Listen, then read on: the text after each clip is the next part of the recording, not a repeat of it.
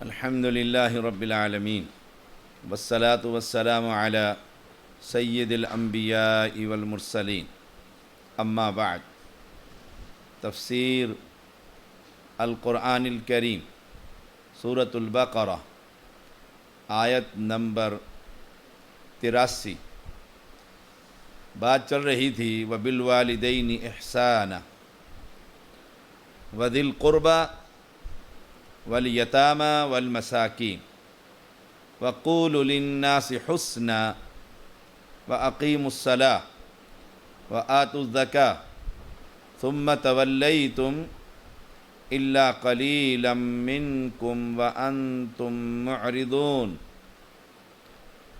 آیت number 83، lecture number 31۔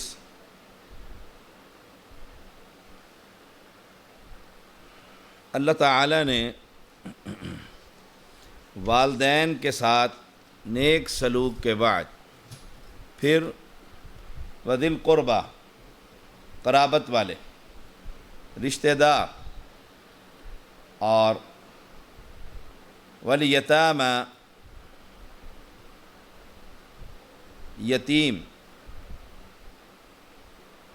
یتیم وہ ہے جس کا والد بچپن میں فوت ہو جائے۔ علی بن ابو طالب رضی اللہ تعالیٰ بیان کرتے ہیں رسول اللہ صلی اللہ علیہ وسلم نے فرمایا بالغ ہونے کے بعد یتیمی نہیں، جو ہی آدمی بیٹی اور بیٹا، لڑکا اور لڑکی والد فوت ہو گیا ہے تو یتیم ہے، اس کے تا حسن سلوک۔ پیغمبر علیہ السلام کا فرمان ہے کہ یتیم کی کفالت کرنے والا، اس کے سر پر ہاتھ رکھنے والا کل قیامت کے دن جنت میں میرے ساتھ ایسے ہوگا جیسے یہ 2 انگلیاں، بڑا اجر ہے۔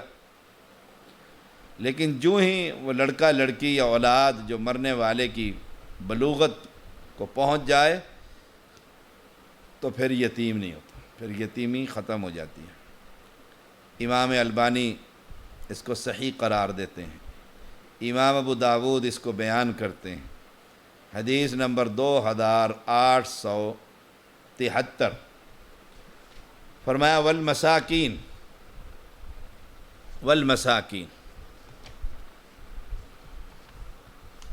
سورۃ توبہ آیت نمبر 60۔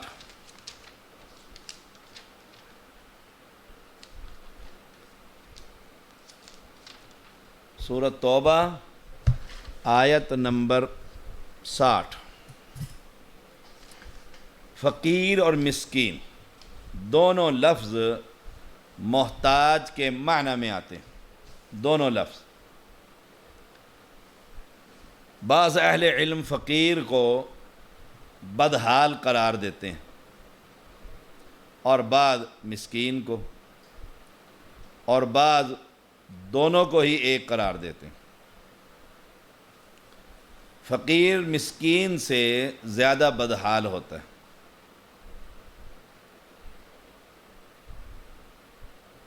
فقیر بمعنی مفقور، ضرورت کی اشیاء نہ ہونے کی وجہ سے گویا اس کی کمر ٹوٹی ہوئی ہے۔ فقرات الظہر، ضرورات کی چیزیں نہیں ہیں، ضرورت مندی نے اس کی حرکت کو سکون میں بدل دیا۔ گویا فقیر کی حالت اس شخص کی ہے جس کے پاس کچھ نہیں، وہ فقیر ہے، اور مسکین وہ ہے جس کی آمدنی اس کی ضروریات سے کم ہے، وہ مسکین ہے۔ یہ فرق ہے فقیر اور مسکین میں۔ جیسے اللہ تعالیٰ نے فرمایا اما السفینۃ فکانت لمساکین یعملون فی البحر، سورۃ الکہف آیت نمبر 79۔ یعنی وہ کشتی چند مساکین کی تھی جو سمندر میں کام کرتے تھے، ظاہر ہے کشتی کا مالک جو بھی کام کرتا ہو تو بالکل خالی ہاتھ تو نہیں ہوتا، فقیر خالی ہاتھ ہوتا ہے۔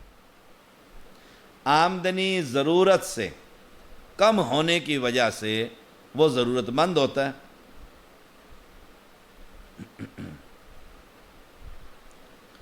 اس لیے اللہ تعالیٰ نے بنی اسرائیل سے یہ عہد لیا تھا پختہ، اور اس میں ماں باپ اور قرابت دار، یتیموں اور مسکینوں کے ساتھ احسان کرو گے، احسان کرو گے۔ وَقُولُوا لِلنَّاسِ حُسْنًا، قُولُوا لِلنَّاسِ حُسْنًا، اور لوگوں سے اچھی بات کہو۔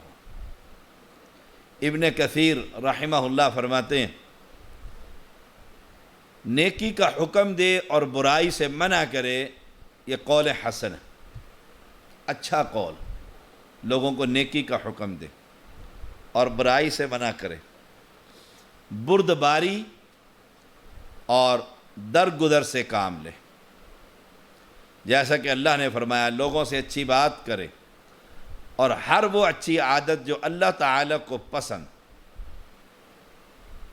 ابو ذر رضی اللہ تعالیٰ بیان کرتے ہیں رسول اللہ صلی اللہ علیہ وسلم نے فرمایا کسی نیکی کو حقیر نہ سمجھو، اگر تم کچھ نہ کر سکو تو کم از کم اپنے بھائی کو کھلے چہرے کے ساتھ ملاقات کر لو۔ صحیح مسلم 2626 نمبر حدیث۔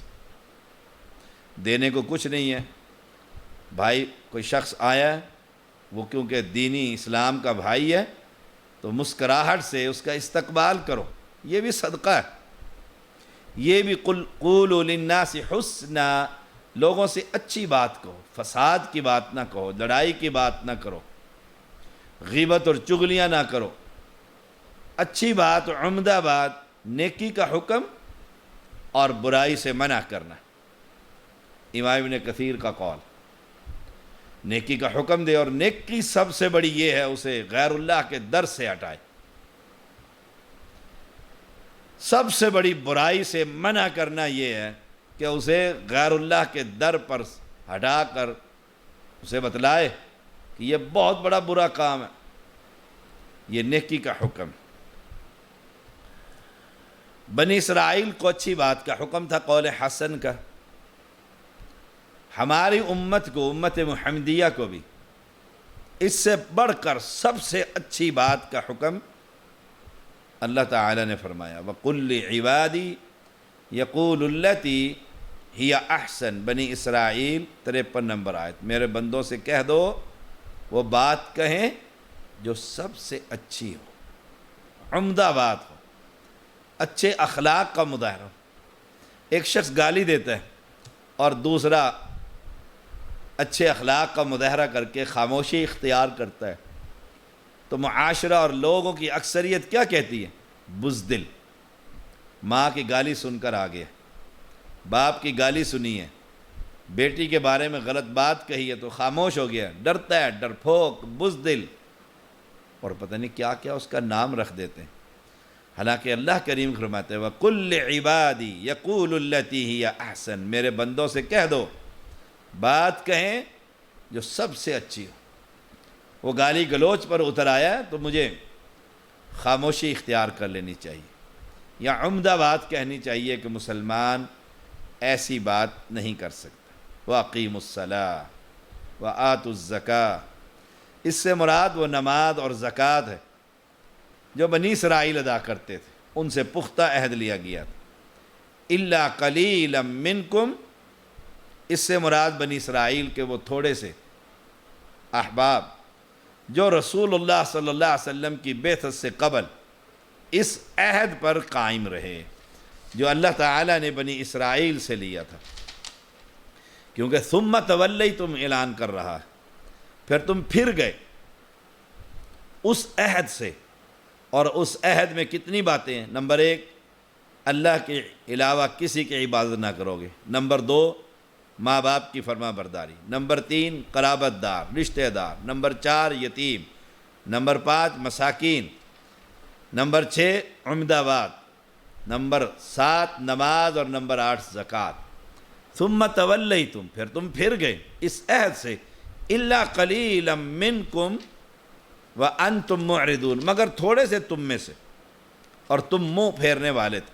یہ الا قلیلا منکم، اس سے مراد بنی اسرائیل کے وہ تھوڑے سے لوگ ہیں جو رسول اللہ صلی اللہ علیہ وسلم کی بعثت سے قبل اس عہد پر قائم رہے، اور جو ہی آپ تشریف لائے آپ پر ایمان لے آئے مسلمان۔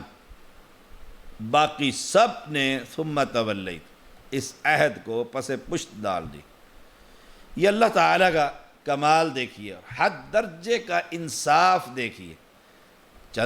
چند لوگ تھے جو گنتی کے بھی نہیں، چند لوگ انگلیوں کے پوروں پہ بھی مکمل نہیں ہوتے، اتنے تھوڑے سے لوگ جو اس عہد پر قائم تھے۔ اللہ کا انصاف دیکھیے، ان سب کو ان کے ساتھ کھڑا نہیں کیا، سب کے ساتھ الا قلیلا منکم کہہ کر انہیں الگ قرار دے دی، سب کو مجرم قرار نہیں دیا۔ کیوں؟ کہ کچھ تو تھے جو اس عہد پر اللہ کے ساتھ تعلق قائم کیے ہوئے تھے، ان سے الگ ذکر کر کے فرمایا۔ تو یہ وہ عہد و پیمان تھا، اور یہ سارا عہد و پیمان سبق تو بنی اسرائیل اور نعمتوں کا ذکر ہے، امت محمدیہ کو بھی حکم ہے کس بات کا؟ اللہ کی عبادت کا، ماں باپ کی فرما برداری کا، اور رشتہ داروں کا خیال رکھنے کا، صلہ رحمی کرنے کا، یتیموں اور مسکینوں کا خیال رکھنے کا، نماز اور زکوٰۃ کا۔ یہ ساری چیزیں امت مسلمہ کے لیے لازم۔ فرمایا وَإِذَا أَخَذْنَا مِيثَاقَكُمْ لَا تَسْفِكُونَ دِمَاءَكُمْ وَلَا تُخْرِجُونَ أَنفُسَكُمْ مِنْ دِيَارِكُمْ ثُمَّ أَقْرَرْتُمْ وَأَنْتُمْ تَشْهَدُونَ، اور جب ہم نے تم سے پختہ عہد لیا، تم اپنے خون نہیں بہاؤ گے اور نہ اپنے آپ کو اپنے گھروں سے نکالو گے، پھر تم نے اقرار کیا اور تم خود شہادت دیتے ہو۔ ایک دوسرے کا خون نہیں بہاؤ گے، ایک دوسرے کو ان کے گھروں سے نہیں نکالو گے، یہ نہیں فرمایا اللہ تعالی نے۔ کمال دیکھیے، فرمایا تم اپنے خون نہیں بہاؤ گے۔ دوسرے کا خون بہانا گویا اپنا خون بہانا ہے، اور نہ اپنے آپ کو اپنے گھروں سے نکالو گے، اپنے آپ کو، ایک دوسرے کو نہیں۔ نکالا تو ایک دوسرے کو تھا، قتل تو ایک دوسرے کو کیا تھا، کیونکہ امت مسلمہ کے افراد ایک جسم کے مانند، کسی بھی مسلم کا خون بہانا اپنا خون بہانا۔ رسول اللہ صلی اللہ علیہ وسلم نے فرمایا مثل المؤمنین فی توادہم وتراحمہم وتعاطفہم مثل الجسد اذا اشتکا منہ عضو تداعی لہ سائر الجسد بالسحر والحمى۔ صحیح مسلم۔ تمام مومن اپنے باہمی دوستی، ایک دوسرے پر رحم، ایک دوسرے پہ شفقت، ایک جسم کی مانند، مثل الجسد، ایک جسم کی مانند۔ جب اس کا ایک عضو بیمار ہوتا ہے تو سارا جسم بیمار، مصیبت اور بخار میں مبتلا ہو جاتا ہے۔ یہ ایک امت مسلمہ کے افراد، اس لیے کہا اپنا خون نہیں بہاؤ گے، اپنے گھر سے نہیں نکالو گے، اپنے گھر سے نہیں نکالو گے۔ ثم انتم ہؤلاء تقتلون انفسکم وتخرجون فریقا منکم من دیارہم تظاہرون علیہم بالاثم والعدوان وإن يأتوكم أسارى تفادوهم وهو محرم عليكم إخراجهم وهو محرم عليكم إخراجهم أفتؤمنون ببعض الكتاب وتكفرون ببعض فما جزاء من يفعل ذلك منكم إلا خزي في الحياة الدنيا ويوم القيامة يردون إلى أشد العذاب وما الله بغافل عما تعملون۔ پھر تم ہی وہ لوگ کہ اپنے آپ کو قتل کرتے ہو اور اپنے میں سے ایک گروہ کو ان کے گھروں سے نکالتے ہو، ان کے خلاف ایک دوسرے کی مدد گناہ اور زیادتی کے ساتھ کرتے ہو، اور اگر وہ قیدی ہو کر تمہارے پاس آئیں تو ان کا فدیہ دیتے ہو، حالانکہ اصل یہ ہے ان کا نکالنا تم پر حرام۔ پھر کیا تم کتاب کے بعض پر ایمان لاتے ہو، بعض کے ساتھ کفر کرتے ہو؟ تو اس شخص کی جزا جو تم میں سے یہ کرے، اس شخص کی جزا جو تم میں سے یہ جو پیچھے کام گزرے یہ کرے، اس کے سوا کیا ہے، اس کے سوا کیا ہے کہ دنیا کی زندگی میں رسوائی اور قیامت کے دن وہ سخت ترین عذاب کی طرف لوٹائے جائیں گے، اور اللہ ہرگز اس سے غافل نہیں جو تم کرتے ہو۔ یہ 4 عہد ہیں۔ نمبر 1، ایک دوسرے کا خون نہ بہانا۔ نمبر 2، ایک دوسرے کو گھروں سے نہ نکالنا۔ نمبر 3، ایک دوسرے کے خلاف مدد نہ کرنا۔ نمبر 4، قیدی کو فدیہ دے کر چھڑا لینا۔ یہ 4 تھے عہد، وَإِذْ أَخَذْنَا مِيثَاقَكُمْ، 4 چوٹی کے عہد تھے۔ اب وہ کرتے کیا تھے؟ صرف فدیہ پر عمل کرتے اور باقی 3 کی مخالفت کرتے تھے، باقی 3 کی وہ مخالفت کرتے تھے اور بلا جھجک ان کا ارتکاب کرتے۔ مدینہ منورہ میں یہود کے 3 قبیلے تھے، بنو قینقاع، بنو نذیر اور بنو قریظہ، اور یہ تینوں ہی یہ اہل کتاب تھے۔ مدینہ کے عرب قبائل جو تھے وہ اوس اور خزرج، یہ بت پرست تھے، مشرک تھے، انہیں کسی آسمانی دین سے کوئی واسطہ نہ تھا۔ یہود کے یہ قبائل حلیفانہ تعلقات، بنو قینقاع اور بنو نذیر خزرج کے حلیف تھے، اور بنو قریظہ اوس کے حلیف۔ اوس اور خزرج کی ہمیشہ آپس میں جنگ رہا کرتی تھی، اکثر اور بیشتر۔ یہودی قبائل اس میں اپنے اپنے حلیف کا ساتھ دیتے تھے، اور مقابلے میں آنے والے مشرک قبیلے کے آدمیوں کے علاوہ ان کے ساتھ دینے والے یہودی ان کے اپنے بھائی جو تھے ان کو بھی قتل کر دیتے، ان کے گھر بھی لوٹ لیتے، اور جب لڑائی ختم ہوتی کچھ یہودی قید ہو کر غالب قبیلے کے پاس آ جاتے، تو غالب قبیلے کے حلیف یہودی خود ہی ان کا فدیہ دے کر انہیں چھڑوا دیتے اور کہتے ہمیں اللہ کی کتاب کا حکم ہے کہ اپنے بھائیوں کی گردنیں ادا کرو۔ سبحان اللہ۔ اللہ تعالیٰ نے فرمایا تمہیں فدیہ دے کر چھڑوانے کا حکم تو یاد رہا، مگر اپنے بھائیوں کے خلاف دوسرے کی مدد نہ کرنے، ان کا خون نہ کرنے، خون نہ بہانے، گھروں سے نہ نکالنے کا حکم یاد نہیں رہا۔ ایک بات مان لی اور باقی جس پر تم عمل کرتے ہو فدیے کی نوبت ہی نہ آتی۔ گویا تم اللہ کی کتاب کے جس کا حکم اپنی مرضی کے مطابق پاتے ہو تو مان لیتے ہو، اور جو اپنی مرضی کے مطابق نہ ہو اس کی پرواہ نہیں کرتے۔ اگر تم واقعی اللہ کی کتاب پر چلتے ہو تو 4 حکم مانو جو اللہ تعالیٰ نے تم سے پختہ عہد لیے۔ لیکن افتؤمنون ببعض الکتاب وتکفرون ببعض فما جزاء من یفعل ذلک منکم الا خزی۔ اب ان لوگوں کی سزا کیا؟ جو 4 عہد میں سے 3 کو تو مانتے نہیں تھے اور 1 کو مانتے تھے، جیسے مسلمان ہیں ان کی حالت بھی سیم ایسی ہی ہے۔ اب الا خزی، رسوائی۔ یہودیوں کو دنیا کی زندگی میں جلد ہی رسوائی دیکھنی پڑی، اپنی من مانی جو کرتے تھے۔ بنو نذیر اور بنو قینقاع جلا وطن ہوئے، اور بنو قریظہ کے بالغ مرد قتل ہوئے، بچے اور عورتیں لونڈی اور غلام بنا لیے گئے۔ پھر آخرت کے عذاب کا تو دنیاوی عذاب سے کچھ موازنہ ہی نہیں۔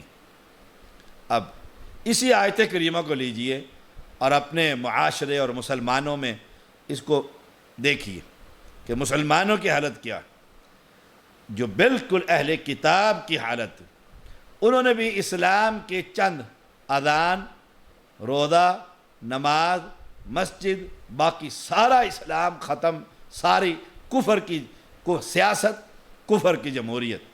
معیشت کفر کا سود، معاشرت کفر کا لباس، تہذیب و تمدن، ہر چیز کفر کی، صرف نماز، اذان، مسجد، یہ 4-5 جو شاعر اسلام ان پر انہوں نے رکھا ہوا ہے۔ قربانی آئی تو قربانی کر لی، عید آئی تو عید کی نماز پڑھ لی، سبحان اللہ و بحمدی، بالکل قدم با قدم یہودیوں کی طرح مسلمانوں کی زندگی گزر رہی۔ مسلمان خنزیر کا گوشت نہیں کھاتا، خنزیر کا نام بھی نہیں لیتے، نام لینا بھی پسند نہیں کرتے۔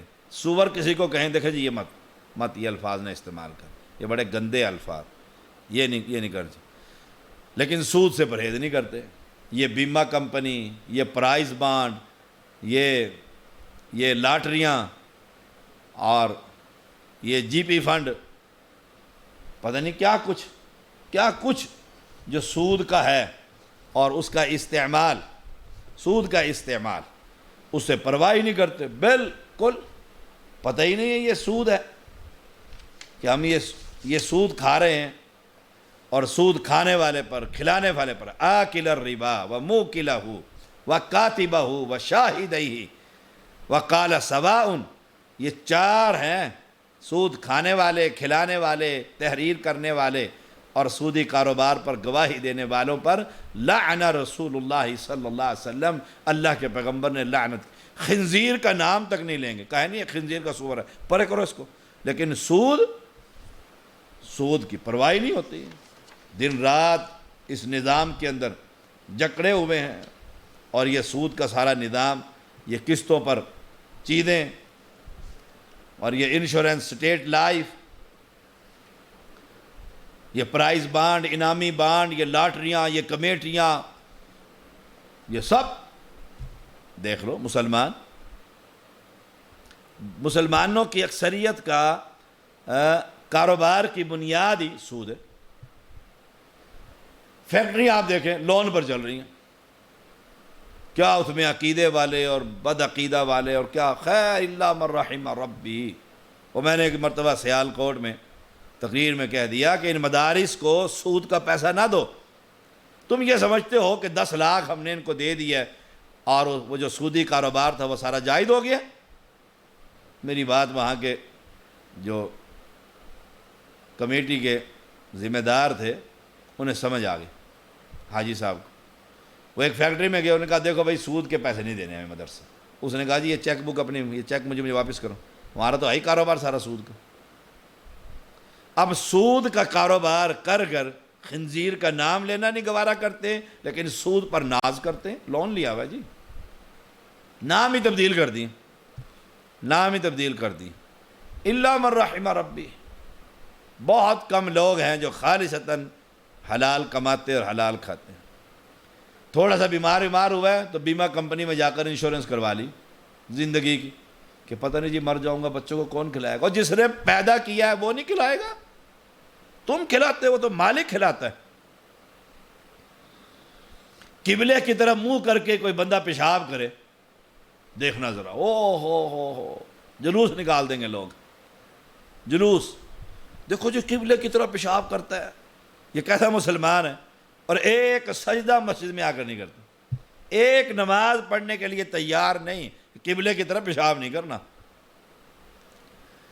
باہر جائے گا تجارت کے لیے دوسرے ممالک میں تو جھٹکے کے ساتھ جو وہ مرغی کو کر دیتے ہیں حلال، جھٹکا مارتے ہیں، بس گردن اتاری فارغ، جھٹکے مارے جانور ذبح، جھٹکے والی مرغی، شرعی طریقے سے جسے حلال نہ کیا گیا اسے کہتے ہیں جھٹکے سے ذبح کرنا، یہ تو حرام ہے، یہ نہیں کھانی۔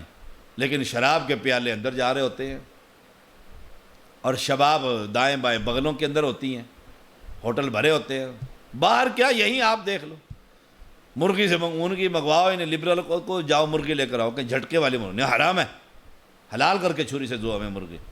اور نیو ایئر آئے گا تو رات کو دیکھو یہ سارے بلیوریا کے ہوٹل میں کنجر خانہ کیسے ہوتا ہے، کیسے گندی عورتیں اور یہ گندے مرد زنا اور شراب اور شباب کی مجلسیں سجاتے ہیں اسلامی جمہوریہ پاکستان کے اندر رہ کر، اور بات کرو تو ایجنسیاں متحرک ہو جاتی ہیں تو ملک کے خلاف بات کر دی ہے۔ اس ملک کی بنیاد اللہ کی توحید ہے، اور اللہ کی توحید پر ڈاکے ڈل رہے ہیں۔ شراب اور شباب سے پرہیز نہیں کرتے۔ یہ بسنت آتی ہے، یہ سارے مسلمان دیکھو کیسے پتنگ بازیاں کرتے ہیں، کتنے بچوں کی گلوں پر یہ پھر دھاگا پھر جاتا ہے ان کی ڈور، اور وہ قتل ہو جاتے ہیں، کوئی پوچھنے والا نہیں ہے۔